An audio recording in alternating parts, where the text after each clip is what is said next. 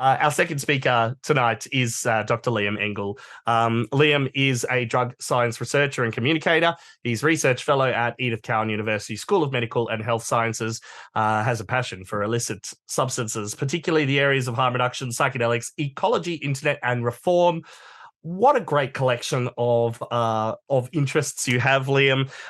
And thank you very much for joining us tonight. He's also got unique perspective. His unique perspective draws on skills in health and medicine, communications and social sciences, as well as botany and horticulture. And it was a pleasure to see you the other day in Sydney as well. Liam, you're going to talk to us about the Entheogen Combination Matrix. So I'm going to talk to you today about where we're kind of focusing on one specific drug combination display that we recently released as EGA called the Entheogen Combination Matrix. But I want to talk about it as kind of a broader concept beyond just that single chart, because I think, you know, it came from the Tripsit chart and there's more that can be done. So anyway, another funny thing that's happened when I've done this is, like, the Entheogen Combination Matrix is a long title. And so I often want to abbreviate it when I'm writing copy, but then I end up abbreviating it to the matrix, and it just kind of rings strangely. So anyway, there's my strange joke in the title slide. Enter the Entheogen Combination Matrix. The other thing that's important about the approach that we used in designing this specific chart, and I think it's important for charts in general, is their visual appeal. They contain a lot of really dense information in one place, and they're quite visual and colorful, and that draws people in and gives people an opportunity to start talking about drugs. My experience with the Tripsit chart has particularly been in harm reduction settings at festivals as well. I've kind of seen how it functions online too, but it kind of provides an in for people to talk about drug use, which is something that people often don't want to do. And so obviously the information contained is really important, but sometimes the information contained we're not 100% sure about because there's not the evidence there. But what's important is we start a conversation around drugs and we start encouraging people to think critically about what that is. And so that's why pretty pictures like this one here are important. And that's something that our chart really brings to the table. And so I'm going to keep you engaged with my ranting, keep showing you pretty pictures like this that come from the chart. And all of them were done like hand done by an art collective called Iswas, who are really awesome, and I encourage you to support them because, yeah, they supported this project out of their own, out of their own pocket, out of their own time, and they do that for a lot of good causes. And this particular image is Acacia obtusifolia, which is one of the more common Australian DMT containing acacias. And an interesting little kind of tip. For DMT containing acacias, they often tend to have these flowers that have a tubular shape, much like the flowers in this image. But another type of acacia flower that you'll see commonly often have more kind of a shape of little balls. So yeah, little tidbit to keep you interested. This is the guide to drug combinations that Tripsit created that inspired the matrix. And basically how this works, if you haven't seen it before, across the top and the bottom axes, it's the same list, and it's a list of common drugs. And where those two lists intersect, so you could say, I took LSD and I'm interested in consuming cannabis, it estimates the risk where they intersect in the chart. And we can see here on this chart, LSD and cannabis intersect with caution. And I presume that has something to do with, people being more likely to have anxious kind of experiences after that combination. Anyway, it's a good way of containing a lot of really complicated kind of pharmacological information and harm reduction information in one place. So sometimes everything isn't perfectly accurate and you should look more into it, but we can really target a lot of different people who use a lot of different drugs and get their interest with this chart. And I think that's really important because it's often hard to engage people in talking about harm reduction. Here's another pretty picture. I wanted to choose one of my favorite cactus, so here it is. This you've probably heard of as peyote and is commonly known as Lophophora williamsii. This is the Entheogen Combination Matrix that we released, I think, a week or two ago now. And we spent a lot of time in the making, and I'm going to kind of give some more detail around that process in this talk. But much like the Tripsit chart, you can see we've got common substances listed along each axis, but we have more of a kind of environmental focus. So it's not just the drug that's listed, where we're focused on the kind of the natural source itself.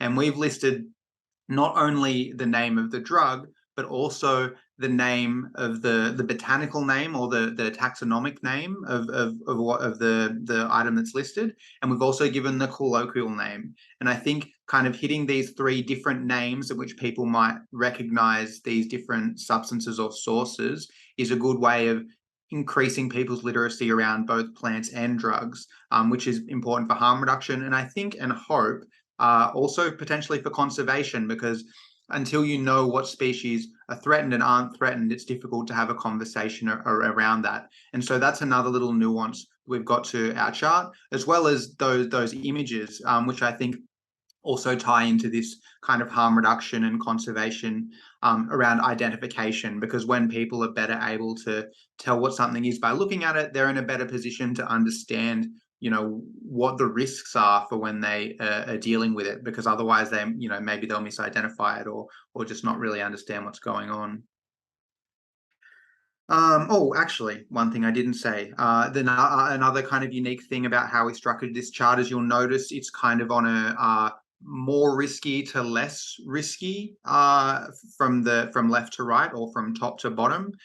So in that way, the kind of, you'll notice that there's no kind of blue or there's less blue or light blue towards the bottom with iboga. Whereas in contrast to salvia, there's you know, a lot less risk that we perceived in making of the chart, and that is another minor change from the Tripsit chart. We called it minor risk, greater risk, significant risk, and I think they were more specific. Like, what have they got? Caution, unsafe, and dangerous. And whilst they're totally relevant, I found sometimes those terms sound a bit too specific, and we're talking about harms very generally, and that's why we use the word risk, as I felt it was a bit more open to the different types of harms or benefits we might be identifying. This is Amanita muscaria, beautiful mushroom. People often identify it as, you know, a magic mushroom, and the common thing people think about that when they talk about that right now is psilocybin.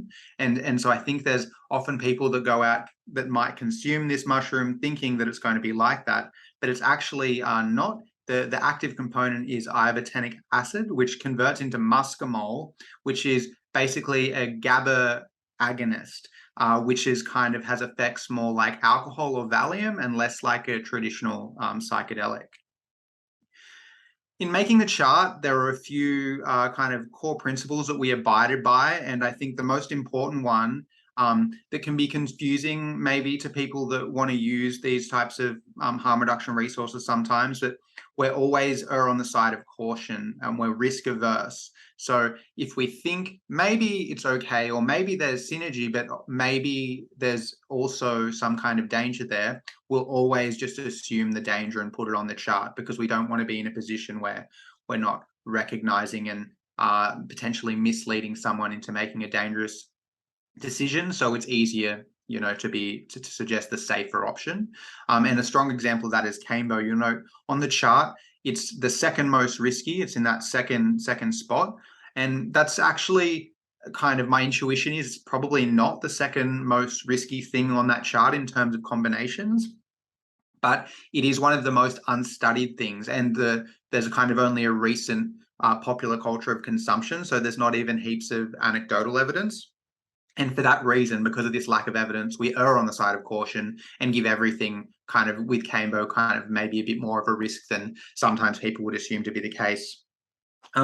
Typically, we also are focusing on physiological risks. You know, one of the common examples in this chart is this concern with respiratory depression around opioid overdose. And a strong example there is the combination of poppies and kava, which whilst kava is some kind of partial opioid agonist, but it's also a GABA agonist, and it reduces can reduce breathing because of both of those things, and because that's a physiological risk that we're quite concerned with. And these physiological risks kind of are occurring often in real time. And that's something that we think people are particularly wanting to know when they use this chart, because we do talk about psychological risks. And the example I've got listed here is combining cannabis and ephedrine, and we have the same with cannabis and coca and stuff like that. And the psychological risk there is, like I was saying, with the cannabis and LSD combination. Well, that's probably more anxiety, but both kind of anxiety and like psychosis. But the reason that physiological risks, I think, have this emphasis is because the psychological component, with the kind of drug stigma and narratives of abuse, sometimes people, when they talk about drugs, they assume that the very act of altering a state of consciousness is some kind of a risk. And people that consume or use these kinds of resources, they're not assuming it's a risk just to change how your state of mind. And for that reason, that's probably something we emphasize a bit less. This is Encelius alvarius, the toad that has venom that can be smoked, and it has 5-MeO DMT contained in the venom. People often call it bufo, but I think thinking it's called Bufo alvarius, but I think that was like a former name. But the Encelius alvarius, for the nerds out there, is the correct name. So how did we build the matrix? Well, my first step was just to kind of draft it myself. I've done a variety of kind of harm reduction roles. I've triaged a huge amount of Airwood experience reports. I have also done research of other online forums. I've also grown a lot of plants and done my own bioassays. And kind of, I thought the best way to go about this would just be to put it together, and then we can start sharing it with people to review it and try to critique it. But as well, to make it more accessible and palatable, it's not really so convenient to get people to review a spreadsheet. So Iswas and Karen were all really helpful in making this something that was more visual and palatable that we could share around to get more feedback. And then I have peer review at the end. And then it is neat to explain it like this, but in reality, people did peer review earlier on, and then there was kind of peer review that was required of the artwork and of the design, both to make sure that the information was coming across and that the art was, taxonomically correct, more or less. So there wasn't really that clear of a process. But that's more or less what we followed, with getting feedback where and whenever we could. But I definitely want to give emphasis to the work put in by Anya Ermakova, Torsten Wiedemann, Simon Beck, and Lee Miles, who all went above and beyond in the feedback and the help they put into reviewing this chart. So yeah, extra special thanks to them. And also, not on this list, but yeah, thanks Ronnie for making it all happen and getting everyone to collaborate on this.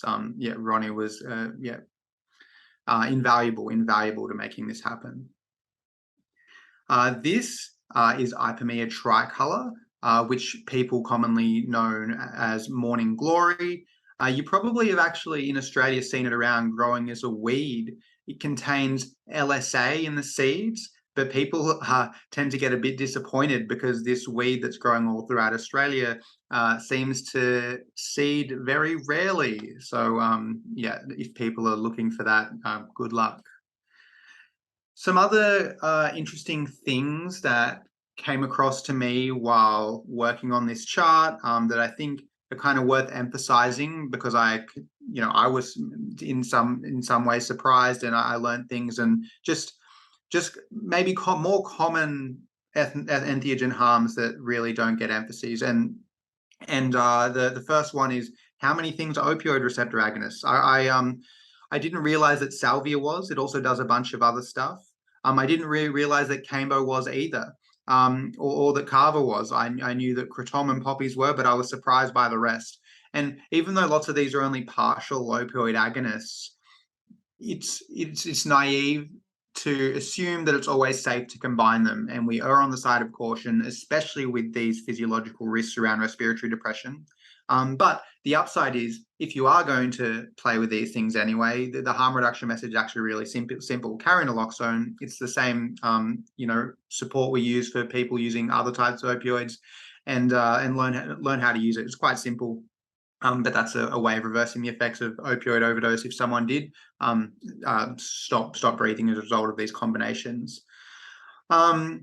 Combining 5-MeO-DMT, such as is in the toad, and MAOIs, of which there's a few, an example being ayahuasca, another example being kava, they seem to create a potential for serotonin syndrome, which people might not assume, because normally when people combine tryptamines and MAOIs, there's kind of a synergy effect people call like the ayahuasca effect, right?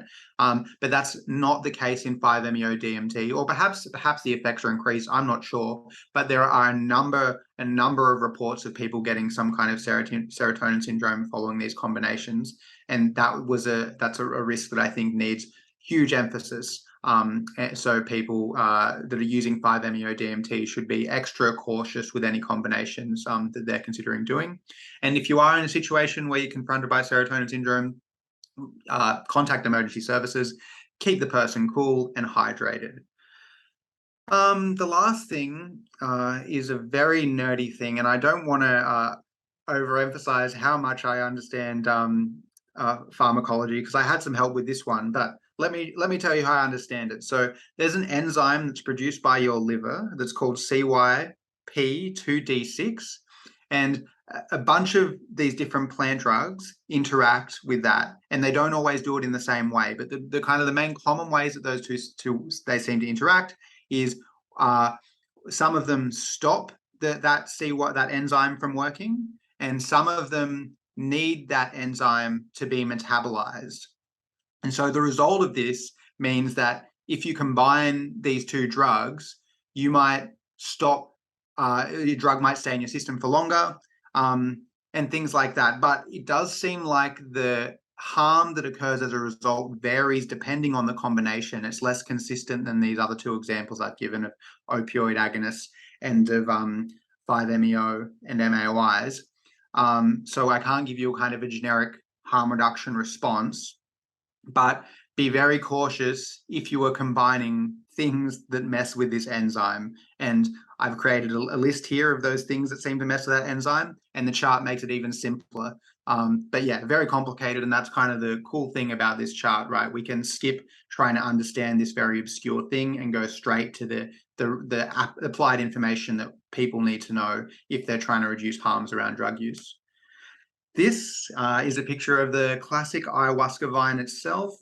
Some people, I mentioned the huasca effect earlier. Traditionally, ayahuasca is a combination of two things as a brew, but the traditional name itself, ayahuasca, is only given to the vine, which is Beniriopsis carpi. But in the brew, it's combined with a DMT-containing plant, whilst the ayahuasca vine only contains the MAOI. And the MAOI is needed to produce this huasca effect, which makes the tryptamine orally active and gives it makes it possible for it to be experienced in that way.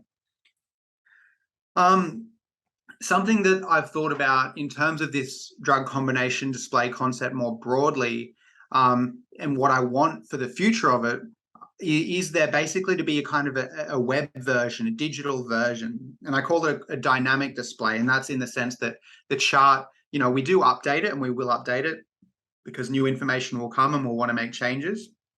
But I think if we have a digital version, these changes will be more responsive. And what I want specifically is for people to be able to look at the evidence that we've used to give the different risk ratings. So if you click the risk rating, it could take you through to the citations that we use to make that risk rating. I'd also like people to be able to submit new evidence. After they review that evidence, they could, agree or disagree and send us the citation that they think will should kind of underline how we've made that risk rating. And people could also suggest new substances too, because it's a problem with both of these charts. People always say, why isn't this listed? Why isn't that listed? And in reality, you have to A, fit it on one piece of paper, and B, stop and start the peer review and dissemination process. But if it's a digital ongoing thing with this kind of dynamic process as part of the design, it will be easier to continue to develop it, kind of like a Wikipedia page kind of concept. in terms of how it's like, could be user generated.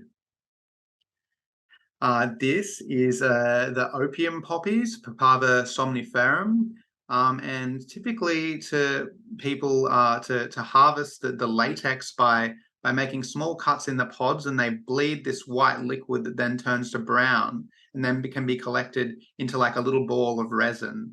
And that's what opium is. And the other thing that I'd like to do, if we made these dynamic charts, would be to give an additional rating as well as the risk rating to each square. So I'm thinking I could achieve that by, if I have that citation evidence that you could click through to when you clicked on the rating, I could code that evidence into these 3 categories here. And those categories are kind of in terms of how we might weight the evidence. Clinical studies being at the top. If there's clinical studies about a combination, we can have a pretty high confidence rating that evidence is strong. Theoretical pharmacology, not quite as strong evidence, but we can see some kind of good underpinning for it. And then there's experience reports, which, depending on who you ask, people might find that's, more or less valid of a form of evidence. And I think within this context, it is particularly valid, given that some of these things, especially plants, are very unlikely to be involved in a clinical study and receive, this top tier evidence. But I still think that I haven't completely thought it all out, but there'd be a way of coding these types of studies to give an evidence ranking. And I think sheer number of experience reports could be recognized as well as in a way that could potentially be weighted against clinical studies. This is Cambo, which people less call, but taxonomically is called Phylomedusa bicolor, and it has some secretions in it that people scrape off. It looks quite cruel, actually. I've seen people tie the frog up. It doesn't look so lovely. But then they scrape that on a wound on themselves, and in this kind of pseudo-traditional approach, and they seem to throw up and have some kind of purgative kind of opioid experience. But it's a very unique one, and it's only recently become popular within communities that use drugs. Thank you for listening to me. Thank you for supporting people who use drugs and supporting EGA. And if you want to keep doing that, you can print a copy of the matrix. There's definitely a free version that you can buy, you can find on the site, but we'd really like you to buy the print ready copy. You can get it in any size that you need. And I'm hoping that harm reduction services all over the world will print it out and use it, much like they use the Tripsit Guide to Drug Combinations chart. You can also check out my work at my website there, liamengel.doctor. You can email me to tell me how I can improve the chart, or maybe you can even help me make my dynamic risk-sided crazy version of the chart a reality. That'd be great too. And that's Liam at entheogenesis.org. You can support EGA because they're the reason I'm here and they're the reason that the matrix came together. And you can support ISWAS because they do awesome art. They support EGA and they support a bunch of good causes. Like, their art is fantastic and they genuinely seem out there trying to help good causes as well as make beautiful things. And I feel there aren't so many people really doing that. So yeah, help them out. This is Pinaleus cyanescens, one of the lesser known magic mushrooms of Australia. It seems to grow in fewer places and contain more psilocin rather than psilocybin. So it's harder to store because it degrades over time much faster than psilocybin. And this is just a general disclaimer that I think is important for anyone dealing with entheogens sourced from the environment. And that's the basic message is preference stuff that has been cultivated, that hasn't come from the wild. I'm not saying that there aren't ways that it can sustainably be taken from the wild, but just as a general rule, if everyone did it, imagine what would happen. Grow your own if you must do it. It's better. Also protect yourself. When I didn't tell you to grow anything just then, we know what we're up to here. So don't laugh at me, Nick. Anyway, remember as well that the risks are very difficult and complicated, and all of the information in that chart is much bigger than a single page. There's a lot of people that have had their own experiences, a lot of studies, there's a lot of stuff in the background of that, and we can't get it all across. And for that reason, take it all with a grain of salt. And if there's something there that interests you or surprises you, do a bit more research. Don't use the chart as health advice or whatever, and always apply typical harm reduction approaches. Comfortable set and setting, measured dosage, have carers, take care of yourself and the people around you. Respect the traditional context they come from, not only the environment. It can be quite complicated with issues of cultural appropriation and the like to engage with entheogens, and there's not a clear way to do it. But just be aware, people have different strong relationships with these things, and to come in there and put your own lens on it can be, very political and complex. And if you are going to do your own research, I've got some listed there at the bottom, places to start. We've got Erowid, the Corroboree, Blue Light, Shroomery, and DMT Nexus, which I think is a pretty good place to start for anyone that wants to learn more about entheogens and their environments. This is my final picture to keep you engaged. Perhaps my favorite plant. It's a San Pedro. I can't tell which type of Trichocereus it is, some kind of hybrid. Yeah, thank you. Not too many questions from our comment section. There's a couple there, but I have heaps. I love this project, by the way. Well done to you and the rest of the team. And one of the first questions that was there that you did actually sort of answer in those final few slides was how does this how does EGA fund this work, and how large is your team? Which you kind of did answer. And I think we could kind of both answer a little bit, because one thing I want to mention again is that if you sign up to things like the EGA newsletter, you'll also find things like EGA's raffle, for example. EGA's raffle is one good way to support this kind of work. The webcasts, sometimes we ask for a small donation to help. That doesn't just go towards supporting a webcast, but supporting projects like that.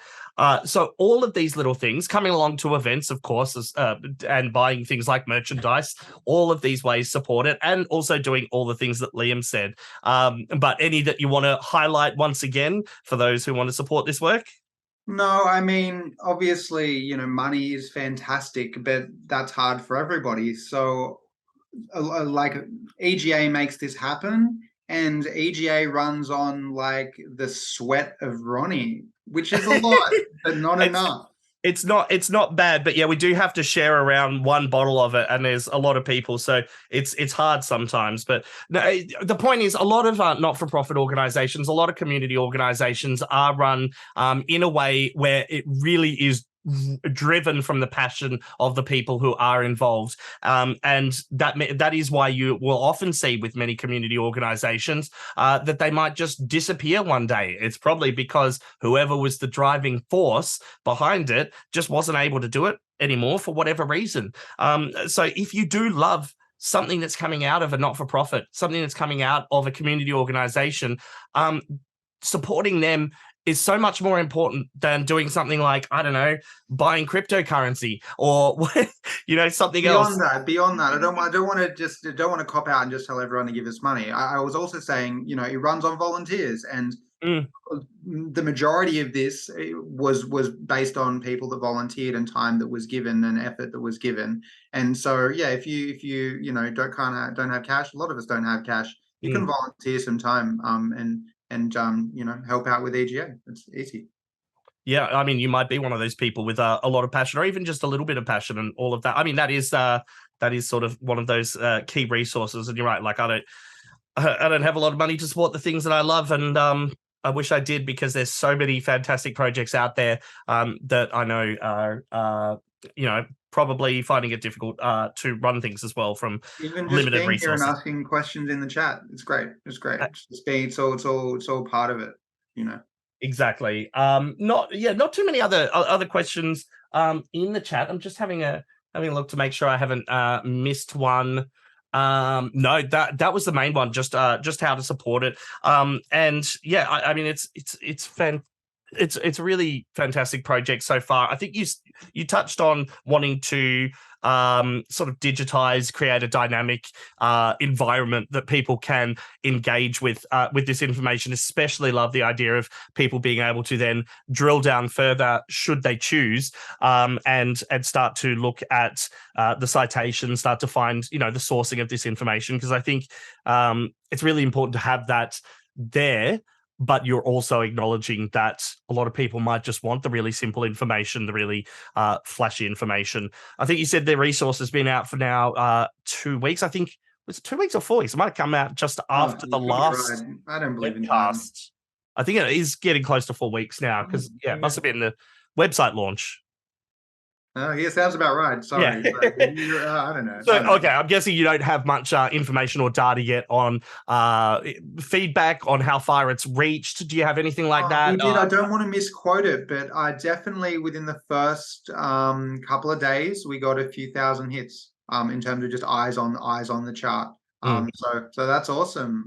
And I imagine over time that will kind of snowball and yeah, my 5,000 in 2.5 days I just heard. So that's pretty cool. 5,000 2.5 days, fantastic. But yeah, really keen. I think if we can build this other thing that incorporates both the matrix and Tripsit's chart, accepts new submissions, it can really be a powerful thing. And I think that is what will snowball attention, because as well as it giving harm reduction information, it can also drive research around drug combos. Like it'll be the backbone to this kind of information.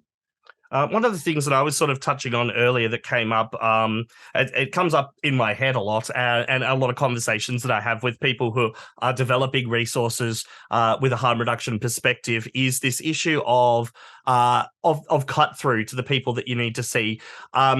Like you said, the Tripsit chart is an excellent, like a really excellent way to cut through to people, because people are really interested. It's something that at festivals starts a lot of conversations, and I suspect it's going to be a similar sort of thing to this. And you mentioned that the imagery was really important for that cut through. I'm just interested to hear, because you do communications more broadly around harm reduction stuff, and you've been involved with other projects, what your thoughts are on how to get that cut through with important information, or if maybe are there problems with a bit of preaching to the converted bubbles, in terms of, like, obviously no, it's not a problem for the bubble, it's great for the bubble, but in terms of that further reach. Yeah, well, I think two things come to mind when you say that around why these combination charts have appeal. And one is just visual impact. Like that's why Instagram is huge. That's why scrolling is a thing. It's people glancing, and in that glance, kind of quickly evaluating how engaged they're going to be. And so I think there's that going on. Just in terms of how beautiful these charts are. They are. People stop, and as a piece of art, it's interesting. And you decode it, but you're still kind of consuming it as a piece of art almost. And it's less like reading a paragraph of some dense information, and the other thing is, I think it connects different audiences. People that want to know about drug combos aren't just people who use drugs. And I think, obviously they're people that are worried about, their kids or people that are using drugs, but they're also like researchers, pharmacologists, and just people that are nerds. Like it's such there's like a subreddit that's called, like, I don't know, just like data is beautiful. That's what it's called. And that's what's going on. Like and that's back to the first point. It's about beauty. It's about that's how you get people. Yeah, I mean, the Tripsit chart has definitely attracted more than just the punters. I've had a quite long conversation with a paramedic who was really interested, especially since some of the substances she didn't even know what they were, and they were fairly common substances. So, but it shows. I mean, I don't think drug education is getting hugely better unless you're specifically involved with work on drugs. Just because somebody is a doctor or a paramedic doesn't mean that they're going to have a huge knowledge on drugs, and resources like that can help across the board. So Again, good work. Is there anything else that you wanted to add about this project, about how people can help? I mean, I think you've said it all, but No, I think, yeah, the only other thing is, yeah, you can just share it and tell people about it, and be interested in drug combinations. And if you don't like it, that's also totally cool. Let us know how we can improve it. That's the whole point. Like, we're trying to get to everyone. exactly. Finally, EGA's coming up, 2 months and 4-ish, 5-ish, 6-ish days. I'll have to do the knuckle thing to work out which is the long and the short months. Who are you most looking forward to seeing? Oh, no question. Keep it trout. Come on, come on, keep it trout. Also, Sam Bannister's going to be there, who's a up and coming psychedelic chemist in Australia. I think he's going to be a very big deal. He's a very intelligent guy, and is going to do amazing things. But Keeper, Cactus, come on. Everyone loves Keeper Trout. And if you don't know who that is, you need more cactus in your life. Thank you very much, Liam. Thank you for all the work that you have put into that project, and look forward to hearing about how it's traveling and how the next steps in this project are traveling in a few months' time. Thank you, Liam. Thanks, Nick. And that pretty much brings us to the end of tonight's Garden States Microdose webcast.